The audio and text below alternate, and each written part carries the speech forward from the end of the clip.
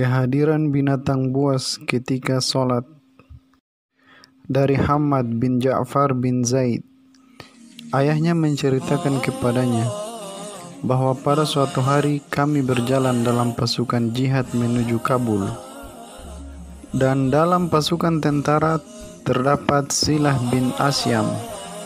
Kemudian pasukan beristirahat saat datang waktu malam. Maka saya berkata dalam hati bahwa saya akan memperhatikan dirinya dan melihat ibadahnya yang banyak dibicarakan orang. Dia pun sholat Isya.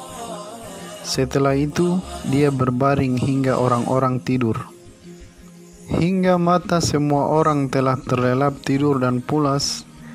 Kemudian dia masuk ke tempat yang dekat darinya dan saya pun mengikutinya. Dia pun selanjutnya berwudu lalu sholat. Saat dia sholat, datanglah seekor singa yang mendekatinya. Saya pun segera lari dan memanjat pohon, sedangkan dia tetap bergeming.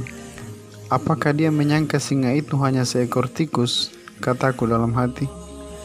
Hingga dia kemudian sujud. Saat itu saya berpikir singa akan memangsanya. Namun ternyata tidak. Dia kemudian duduk dan mengucapkan salam. Selanjutnya dia berkata, "Hai binatang buas, carilah rezekimu di tempat lain." Singa itu pun berpaling dan lari sambil mengaum sangat keras hingga suaranya bergema di sekitar gunung. Kemudian saat datang waktu subuh, dia pun duduk dan memuji Allah Subhanahu wa Ta'ala dengan puja-pujian yang tidak pernah saya dengar keindahannya seperti itu.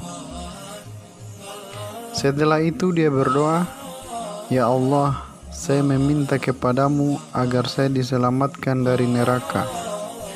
Kemudian dia kembali dan saat itu kondisinya seakan-akan baru bangun tidur. Dan saya pun bangun dalam waktu yang berbeda sedikit darinya. Dan Allah Maha mengetahui tentang dirinya. Saat pasukan sudah dekat dengan wilayah musuh, pimpinan pasukan berkata, hendaknya tidak ada anggota pasukan yang berpisah jauh dari rombongan. Saat itu, kuda Silah bin Asyam berjalan sendiri sambil membawa perbekalannya dan meninggalkan dirinya. Selanjutnya dia sholat, dan orang-orang pun berkata kepadanya, "Pasukan sudah berjalan." Dia menjawab, "Saya sholat sebentar." Setelah sholat, dia berdoa, "Ya Allah, saya bersumpah kepadamu agar engkau mengembalikan kudaku dan perbekalanku yang dibawanya." Tiba-tiba kudanya kembali kepadanya hingga berdiri di hadapannya. Saat menghadapi musuh, kudanya itu dinaiki oleh dirinya dan Hisham bin Amir. Mereka berdua kemudian menyerang musuh dengan kuat sehingga banyak membuat musuh terluka atau membunuh mereka. Sehingga musuh kocar-kacir, dan musuh pun berkata, "Dua orang Arab bisa membuat kerusakan seperti ini terhadap kita.